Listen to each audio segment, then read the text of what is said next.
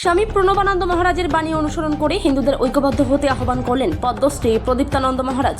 ভারত সেবাশ্রম সংঘের কালিয়াগঞ্জ কোনর শাখার বাৎসরিক মহোৎসবে উপস্থিত ছিলেন স্বামী প্রদীপ্তানন্দ ওরফে কার্তিক মহারাজ।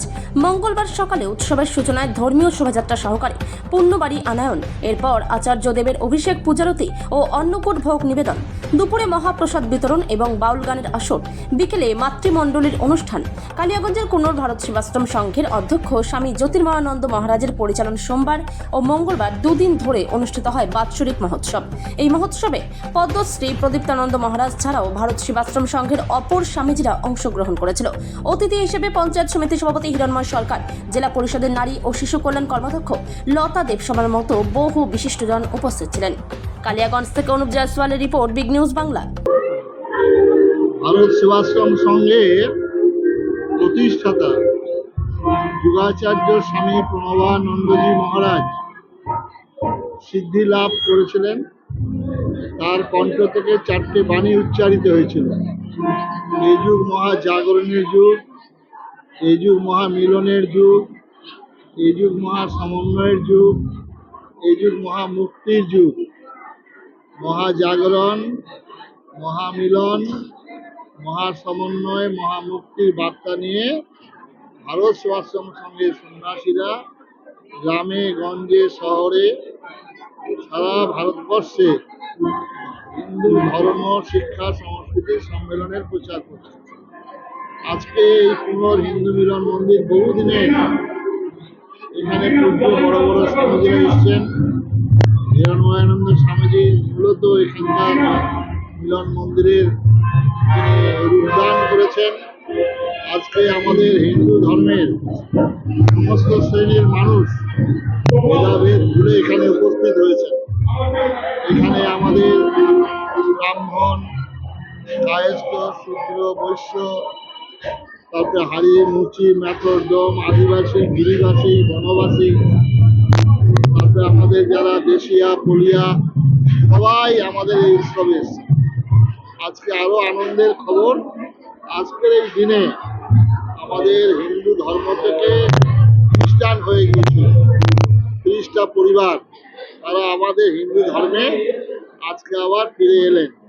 তাদেরকে আমরা গঙ্গা জল দিয়ে, আমরা চন্দনের ফোঁটা দিয়ে আমাদের ভগবানের নাম হরে কৃষ্ণ কৃষ্ণ কৃষ্ণ হরে হরে, হরে রাম রাম রাম হরে হরে, এই পবিত্র মহামন্ত্র নাম দিয়ে তাদেরকে হিন্দু ধর্মে ফিরিয়ে আনবো।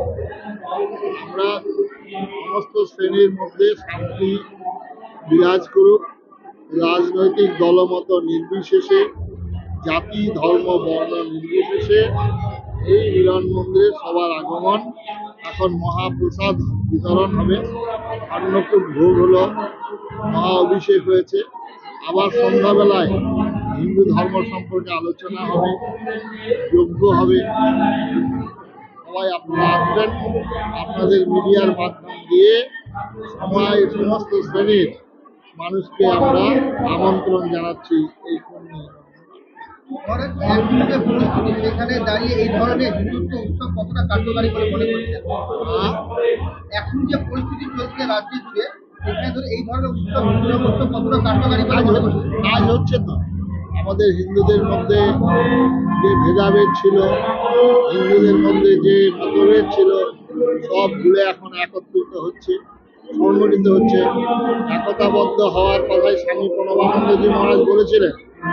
হিন্দুর বিদ্যা আছে, বুদ্ধি আছে, অর্থ আছে, শক্তি সামর্থ্য যথেষ্ট আছে। আমাদের একতার অভাবে আজকে আমাদের দেশ বিভাজন থেকে আরম্ভ করে সব কিছু হয়েছে।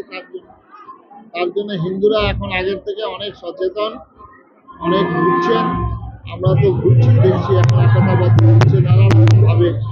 কিছুদিন আগে গীতা পাঠের মধ্য দিয়ে সারা ভারতবর্ষে, সারা পশ্চিমবঙ্গের মানুষ একত্রিত হয়েছে কলকাতায়। আমরা আবার এখানে নওগাঁ, আসামে গীতা পাঠ অনুষ্ঠান করে এলাম।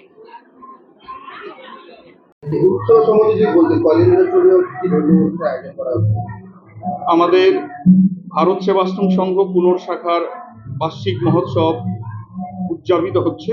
আমাদের গতকাল থেকে শুরু হয়েছে, আজকে তার অন্তিম দিন। আজকে শোভাযাত্রা, অন্নকূট ভোগ নিবেদন, বিকালে হিন্দু ধর্ম সম্মেলন, মহাপ্রসাদ বিতরণ এবং বৈদিক বিশ্ব শান্তি যজ্ঞের মধ্য দিয়ে এই অনুষ্ঠান আজকে সমাপ্ত হবে। কারণ আমরা তো ভারত সেবাশ্রম সংঘ, তার অনুগামী ভক্ত শিষ্য প্রচুর এখানে রয়েছে, তারা দলে দলে যোগদান করেছে। সন্ধ্যাবেলা আরো মানুষ হবে, এখন প্রসাদ বিতরণ হবে, সেখানেও অনেক ভক্ত সমাগম করবে।